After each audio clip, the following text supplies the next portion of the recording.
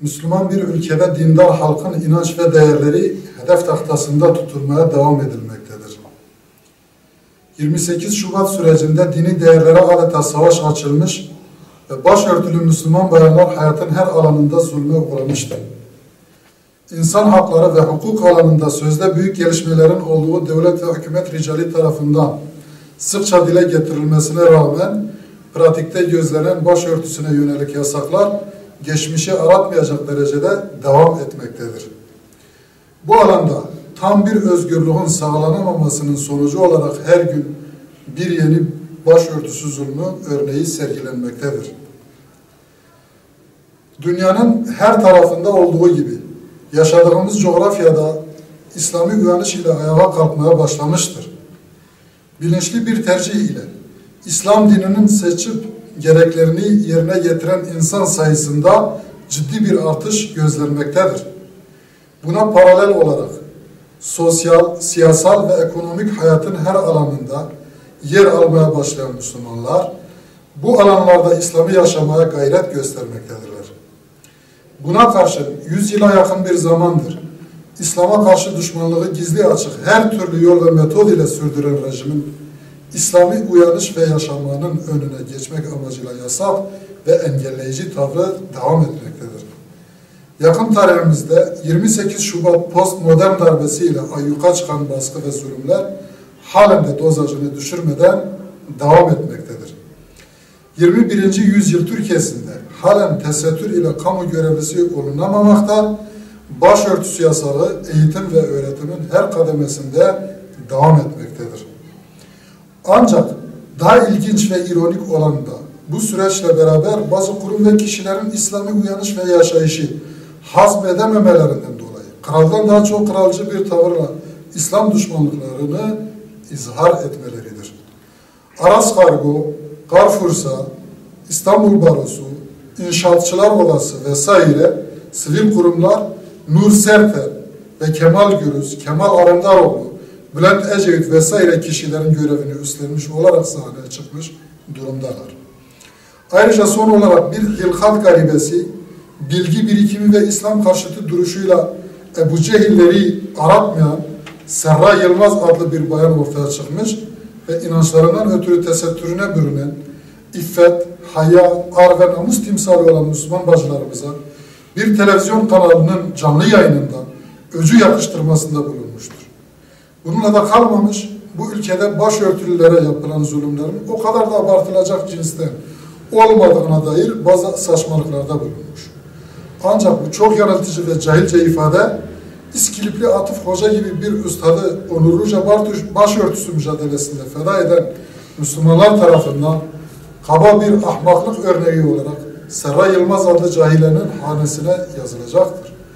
Cumhuriyetin kuruluşundan günümüze kadar sırf inancından dolayı katledilen yüz binlerce insanı bu cahile kadın her nasılsa görmek istememektedir. Aslında gerek müminler ve gerekse de mümineler birer aynadırlar. Ve her bakan aslında kendisini bu aynaların içerisinde görmekte ve şaşırarak kendi şahıslarında karşısındakini görmektedirler. Kendisi öcü gibi görünen bu kadını televizyonda görünce değil çocukların, büyüklerin bile korkuyor olması bu hakikati ortaya koyacak mahiyettedir. Soruyoruz, acaba bu kadın ve bunun gibileri örtünen anne ve ninelerinden de korkarak mı büyüdüler?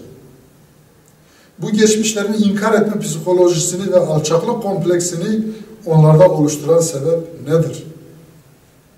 Gaziantep ili Şahinbey ilçesi Türktepe İlköğretim Okulu Müdürü ve avanesinin küçük kızımız Seda Nur Aksu'ya inancından ötürü örtündüğü için rava gördükleri insanlık dışı muameleleri yanlarında kar kalmaya devam ederken, İzmir'de kızlarımız örtülerinden dolayı sürgün üstüne sürgünleri yaşamaktayken, Mersin'de ve birçok yerde kızlarımız inançlarından dolayı örtündüklerinde her türlü eziyete düçar olurlarken tık çıkaramayanlar, Mardin Yeşilay İl Başkanı Lütfi Günlüoğlu'nun ahlaksızlığa dikkat çekmek için ortaya koyduğu haklı feryatlarına, koro eşliğinde hırlama ve saldırılarına tanık olmaktayız.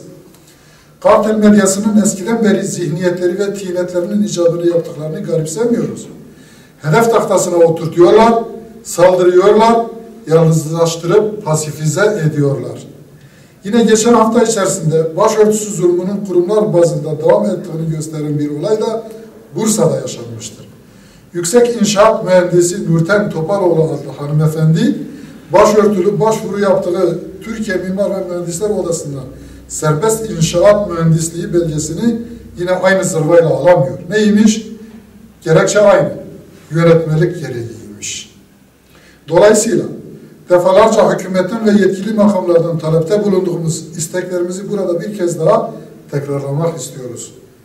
Halkımızın inancını yaşamalarına engel olup türlü zorluklar yaşatan bu ne idüğü belirsiz ve anlamsız aynı zamanda demoda olmuş olan yönetmelikleri ivedilikle kaldırmalı, anayasal güvenceler ile her türlü inanç özgürlüğüne ters düşen olumsuz durumları bertaraf etmelisiniz.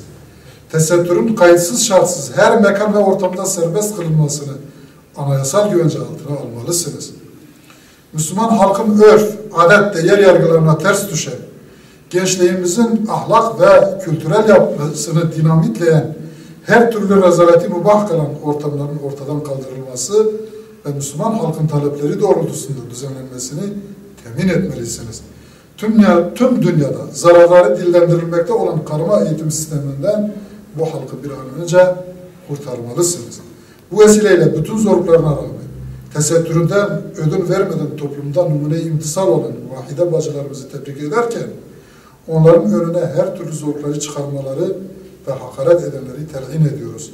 Ve şunu da bilmelerini istiyoruz ki artık hiç kimse yalnız ve sahipsiz değildir. Öyle istediğiniz gibi at koşturma döneminiz geride kalmıştır.